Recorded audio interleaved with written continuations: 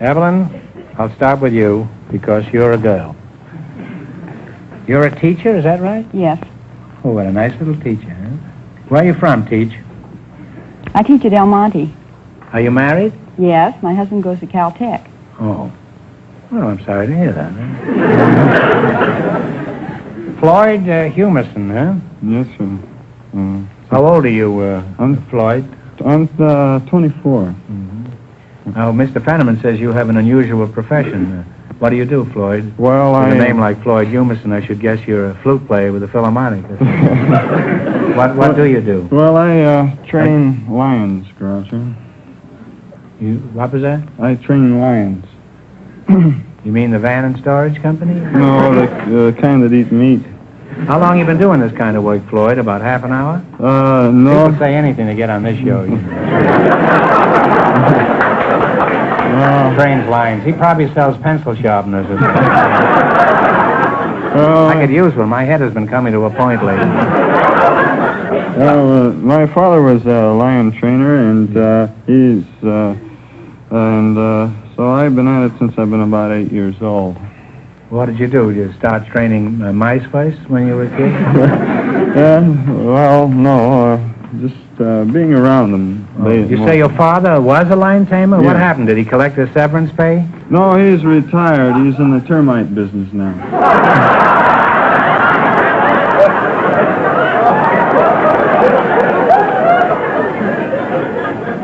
Termites.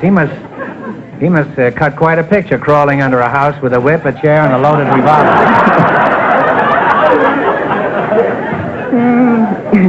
Where did he find these termites? On the lion? Well, I don't actually know. I've been worked with him a little bit. But was your mother in the animal training business? Too? No, she was an aerialist with the circus. Flying in the air? Yes. Mm-hmm. Well, that sounds like a typical American family, doesn't it? He trains lions, his father chases termites, and his mother swings in the air. That's what you call the ideal American home. Must be very restful around there around dinner time. Do you have any brothers and sisters, or did the lion do away with them? Yeah, I have a half-sister, Groucho. You have a half-sister? Yeah.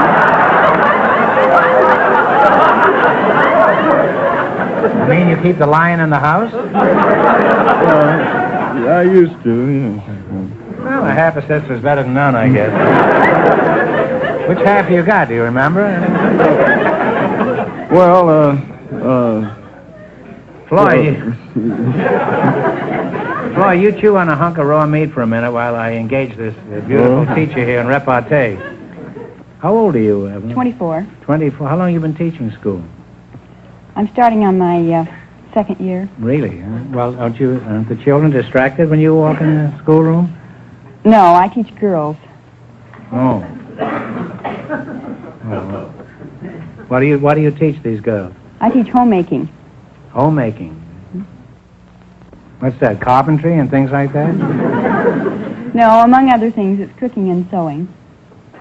You mean you're the one who teaches these modern girls how to cook, eh? You're a worse menace than smog. Floyd, let's get back to your lions. Do you own any yourself? Yes, I do, Groucho. I have a lion named Fearless Fagin. Fearless Fosdick? No, Fearless Fagin. Where's Fearless Fagin now? Well, he's at home. I see. Is he pretty friendly around the house? Oh, yes, he's very friendly. He lives in the house, and he used to sleep in bed with me. What happened? No, my wife didn't like it.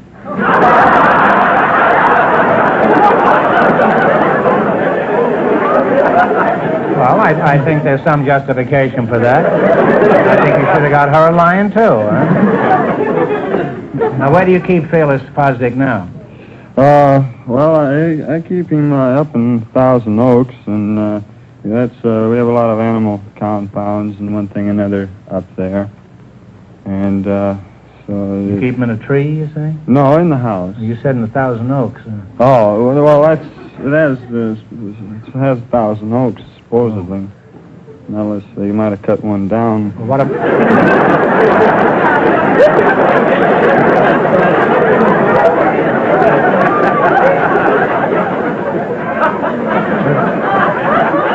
that anything like 29 pounds? Well, I guess about the same, yeah. Well, how do your neighbors feel about this? Don't they complain? No, they have elephants.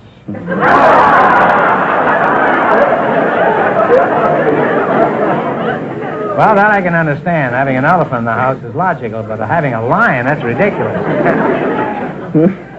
Well, You must live a rather interesting life, Floyd, with a lion in the house. What do people say when they ring the doorbell and the lion answers?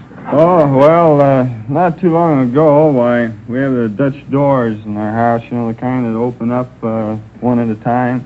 And so... What do you mean, open up?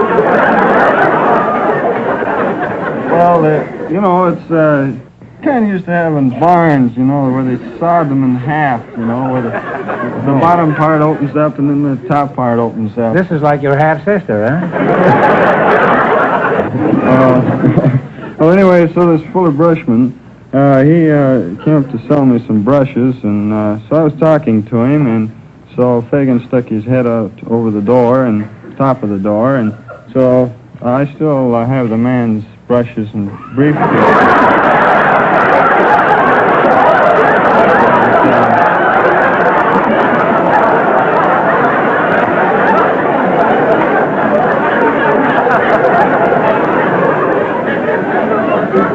Well, you think this brush salesman thought the lion was your wife? Isn't your wife afraid of Fagin? Oh, no, she's not afraid of me or Fagan or anybody else. I guess you have your wife pretty well trained by this time, huh? Oh, no.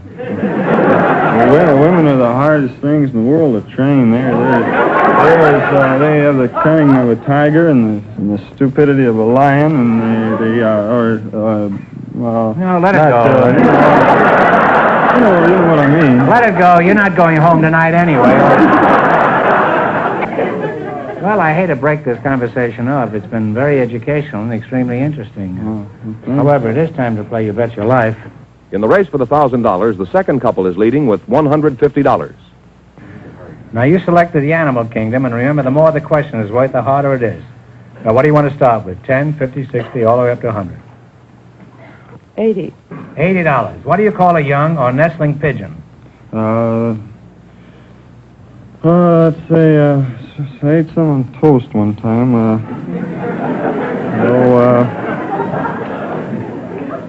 I hope they agreed with you. Squab. Squab is right, yes. You have $180. Now, what are you going to go for? 90. 90. What kind of an animal is a Flemish giant? Flemish giant. That's a fowl, if I'm not mistaken. Flemish giant. Let's see. Guess, if you don't know. Well, I'm sorry, it's a rabbit. Oh. Yeah, that's a shame. You lost half your 180. You have $90. All right, now what are you going to go for? 70. 70. What do you call the rodents that live in colonies on our American plains? They have a bark resembling that of a dog.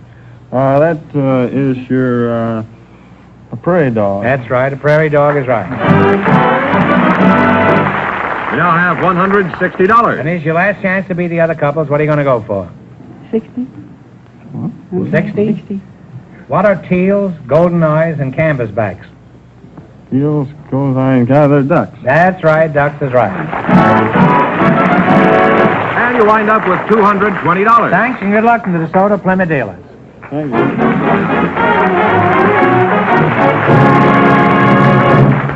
That means that Mrs. Sarles and Mr. Humiston, with $220 in just 1 minute, get the chance at the Desoto Plymouth $1,000 question. Mrs. Sarles and Mr. Humiston all set for the Desoto Plymouth $1,000 question. All right, here we Thank go you. for $1,000. I'll give you 15 seconds to decide on a single answer between you. Think carefully and please no help from the audience. One of the most famous cartoon characters of the last 40 years is the Timid Soul, created by H.T. Webster. For $1,000, what is this painfully timid character's name? Talk it over. Old friend of mine.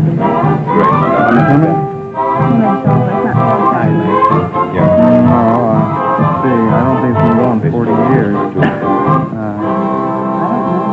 All right, what is the answer you two have decided upon? I'll take a long guess. It wouldn't be sad sack, would it? No, it's Casper Milk Toast. Oh. So that means the big question next week will be worth $1,500. Well, they lost the big money, but how much did they win the quiz, George? $220. Well, thanks and congratulations to both of you and to all of our contestants on the show tonight.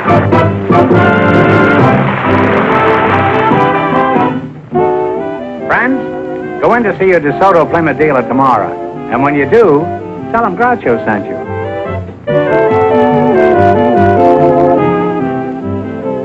Be sure to tune in next week, same time, same station, for Groucho Marx in You Bet Your Life on television. On radio every Wednesday night. And don't miss the big Chrysler Corporation TV show each week on another network.